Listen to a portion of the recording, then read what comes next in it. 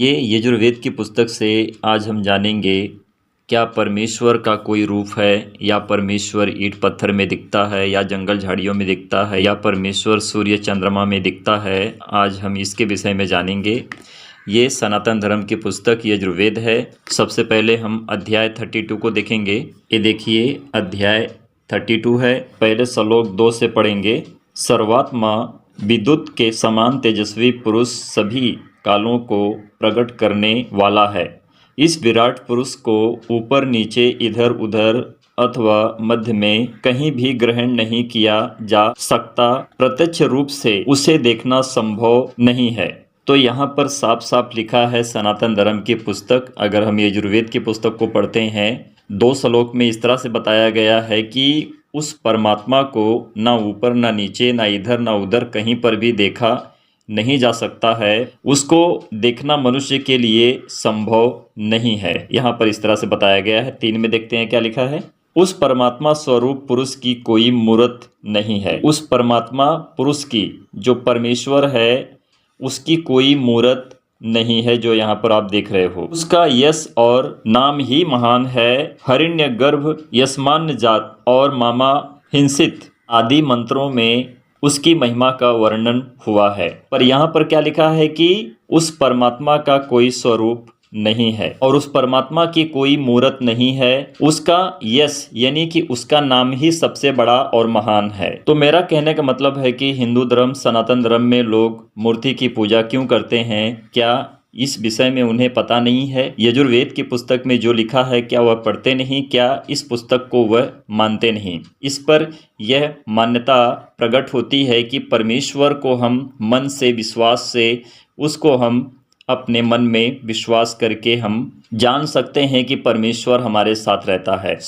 परमेश्वर की ना कोई मूर्त है, ना चित्र, ना फोटो है, ना तो परमेश्वर इधर उधर, ना ऊपर नीचे, ना आगे पीछे। हम उसको कहीं पर भी देख नहीं सकते, परंतु हम अपने शरीर में आत्मा के द्वारा उसको महसूस कर सकते हैं क्योंकि परमेश्वर महान है। आप देख रहे हो ये 40 अध्याय है। यजुर्वेद की पुस्तक से मैं पढ़ रहा हूँ। आप लोगों को यहाँ पर बताता हूँ कि क्या लिखा है। मंत्र 8 है। स्वयं प्रकाश वाला सर्वव्यापी तेजस्वी परमात्मा काया रहित स्नायु वर्णादि रहित है। वह शुद्ध और निष्पाप है। क्या लिखा है यहाँ पर? वह शुद्ध और निष्पाप है। मन पर शासन करने वाला वह सर्वजयी और स्वयं उत्पन्न होने वाला कौन है? परमेश्वर है। अब इस विषय में हम यहाँ पे देख रहे हैं कि परमेश्वर निष्पाप है, उसके अंदर कोई पाप नहीं है। और इस बात में जब हम इसके आगे मंत्र 9 को पढ़ रहे हैं, जो मनुष्य व्यास नादि में रात रहते हैं तथा अज्ञान रूपी अंधकार में प्रविष्ट होकर माया कर्म वाले देवी देवताओं की उपासना करते हैं, वे अत्यधिक घोर अंधकार को ही प्राप्त होते हैं। सिंपल से यहाँ पर बात बताई गई है। अपने माया कर्म में पढ़कर देवी देवताओं की अपने हाथ की रचना की वस्तुओं की उपासना करते हैं, वही सबसे ज़्यादा अधिक घोर अंधकार में गिरे हुए रहते हैं। तो मेरा कहने का मतलब है, यदि एक मनुष्य एक मूर्ति की आराधना करता है या फिर उसे बनाता है, तो क्या वह नहीं जानता है कि यजुर्वेद की पुस्तक जो सनातन धर्म से है वह जब गवाही देती है कि इन्हें नहीं मानना चाहिए, नहीं करना चाहिए, तो फिर वह क्यों ऐसा काम करते हैं जो परमेश्वर की नज़र में घृणित है। यजुर्वेद की पुस्तक अध्याय 32 अध्याय 40 में जो हमने देखा, परमेश्वर की ना तो कोई मूर्त है, ना चित्र है, ना फोटो है। तो मेरे प्रियो, हमने यजुर्वेद की पुस्तक से यह जानने की कोशिश करी, तो फिर लोग इतने बड़े अंधकार में गिरकर ऐसी ईंट पत्थर मूर्तियों की पूजा क्यों करते हैं? क्या उन्हें यह पता नहीं कि कहाँ पर क्या लिखा है? अब इसी बात को बताने जाएंगे तो वह विरोध करेंगे और वो कहेंगे हमारी आस्था पर तुम ठेस पहुंचाते हो। पर जो लिखी हुई बात को अगर आप नहीं मान रहे हो, नहीं चल रहे हो, तो हम नहीं, आप ही गलत हो, क्योंकि यहाँ पर लिखा है कि वह घोर अंधकार में गिरे हुए पड़े रहते हैं। तो देखिए, हम यशायाह भविष्यद्वक्ता की पुस्तक से पढ़ते हैं। अध्याय 42 वचन 8-9 को पढ़ेंगे। वचन 8, परमेश्वर कहते हैं कि मैं यहोवा हूँ, मेरा नाम यही है। अपनी महिमा मैं दूसरों को ना दूंगा और जो स्तुति मेरे योग्य है वह खुदी हुई मूर्तों को ना दूंगा। यहाँ पर परमेश्वर ने क्या कहा? मैं यहोवा हूँ, मेरा नाम यही है।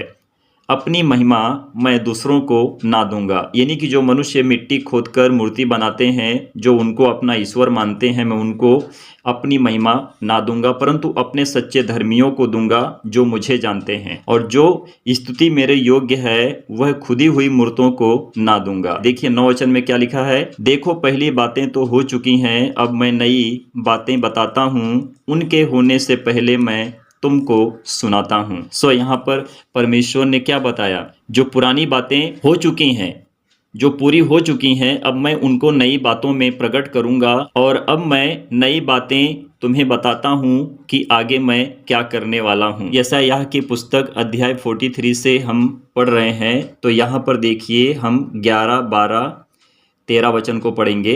अब यहाँ पर 11 वचन में क्या लिखा है, मैं ही यहोवा हूँ और मुझे छोड़ कोई उद्धार करता नहीं है। 12 में, मैं ही ने समाचार दिया और उद्धार किया और वर्णन भी किया, जब तुम्हारे बीच में कोई पराया देवता ना था, इसलिए तुम ही मेरे साक्षी हो, यानी कि तुम मेरे गवाह हो। यहोवा की यह वाणी है। 13 में देखो परमेश्वर क्या कहते हैं, मैं ही परमेश्वर हूँ और भविष्य में भी मैं ही हूँ, मेरे हाथ से कोई छुड़ा ना सकेगा, जब मैं काम करना चाहूँ तब कौन मुझे रोक सकेगा। जैसे हमने वहाँ पर यजुर्वेद की पुस्तक में हमने देखा, वहाँ पर परमेश्वर वो पुरुष निष्पाप है, यानी कि परमेश्वर से कोई पाप नहीं हुआ है, परमेश्वर ने कोई पाप नहीं किया है, मनुष्य से पाप होता है, और मनुष्य से पाप करवाने वाला सिंपल सी बात है इब्लिस शैतान है, जो पूरी दुनिया का इस पृथ्वी के ऊपर प्रभु बनकर बैठा हुआ है। वही मनुष्य से पाप करवाता है, और परमेश्वर का शत्रु और हम सबका विरोधी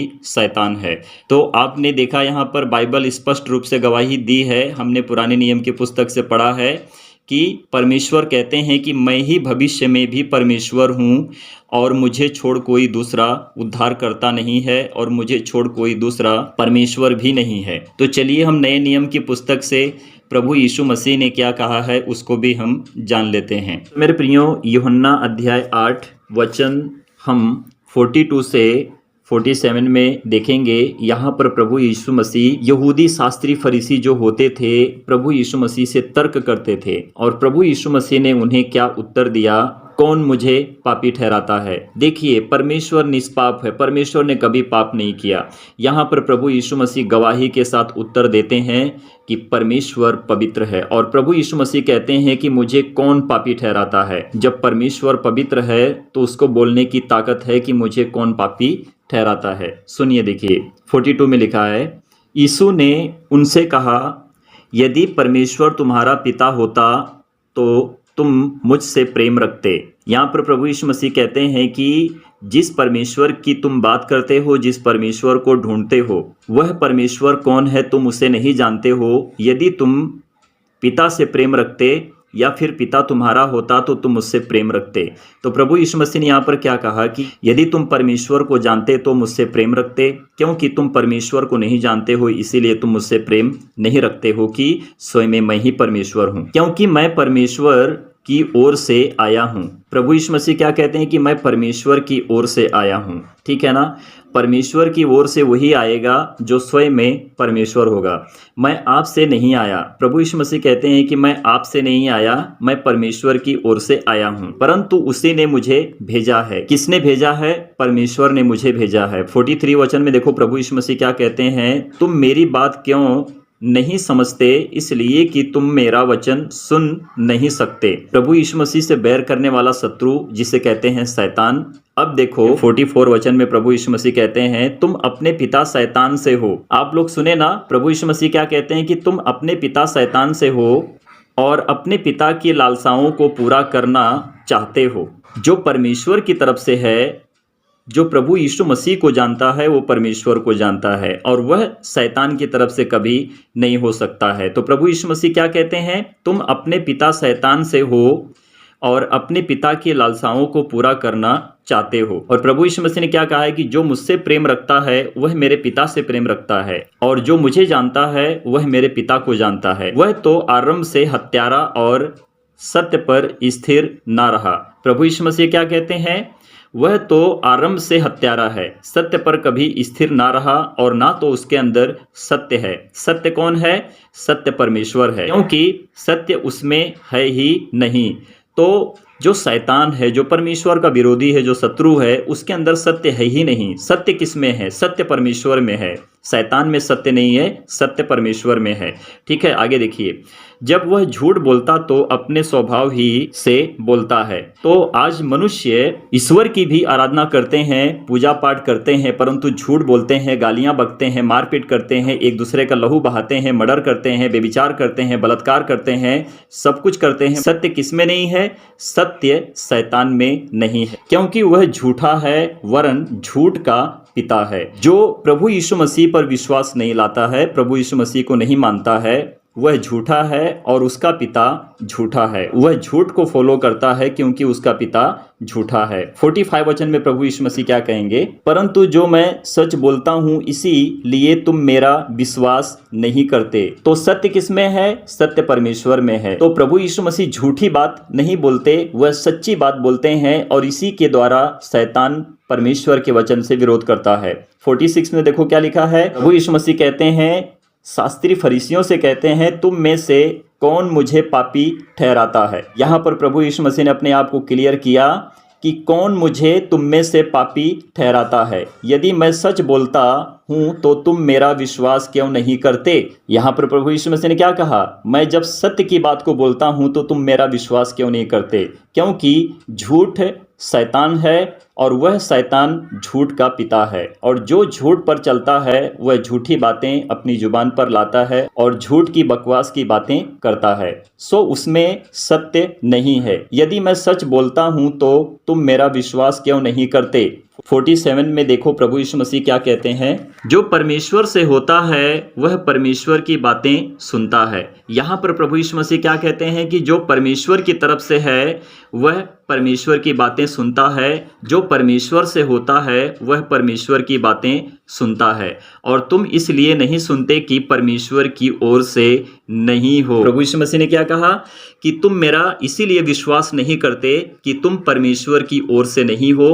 वह झूठ का पिता है, जो शैतान है वह तुम्हारा पिता है, क्योंकि तुम्हारा पिता तो आरंभ से हत्यारा था और आज भी है और आगे भी रहेगा। परंतु जो कोई मेरे पास आएगा मुझे जानेगा, प्रभु यीशु मसीह कहते हैं, उसके अंदर से झूठ निकल जाएगा, उसके अंदर सत्य यानी कि परमेश्वर होगा। तो यहाँ पर प्रभु यीशु मसीह क्या कहते हैं? जो परमेश्वर से होता है वह परमेश्वर की बातें सुनता है, और तुम इसलिए नहीं सुनते कि परमेश्वर की ओर से नहीं हो। सो वही परमेश्वर को ग्रहण करता है जो प्रभु यीशु मसीह को ग्रहण करता है। वही जो प्रभु यीशु मसीह को प्रभु बोलता है वही परमेश्वर को अपना जीवन देता है, और परमेश्वर उसको अनंत जीवन देकर उसका उद्धार करता है। तो उद्धार, मुक्ति, मोक्ष प्रभु यीशु मसीह के हाथ में है। जिस पुरुष के विषय में यजुर्वेद की पुस्तक बता रही है, उस पुरुष के विषय में अगर हम देख रहे हैं तो इस पृथ्वी के ऊपर वह पुरुष प्रभु यीशु मसीह है, जो कभी उसने कोई पाप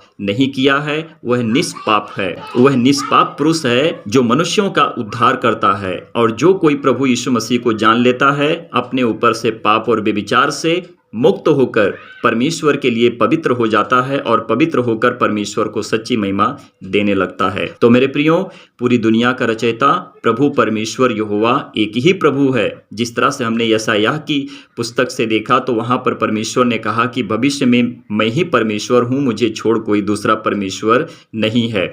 मैं अपनी महिमा खुदी हुई मूर्तों को ना दूंगा। जो मिट्टी से खुदी हुई मूर्ति बनाया जाता है, जैसे कि लोग बनाते हैं, उसको अपना परमेश्वर जानते हैं, मानते हैं, मैं उनको अपनी महिमा ना दूंगा। जो स्तुति मेरे योग्य है, खुदी हुई मूर्तियों को ना दूंगा। तो मेरे प्रियो, यह स्पष्ट बात हमें सनातन धर्म की पुस्तक में भी लिखा है कि मूर्ति की, ईंट पत्थर की पूजा नहीं करनी चाहिए, परंतु उस परमात्मा को जो स्वयं में दिखाई नहीं देता, जो हम उसको आत्मा के द्वारा महसूस करते हैं अपने शरीर में, क्योंकि हमारी शरीर ही परमेश्वर का मंदिर है।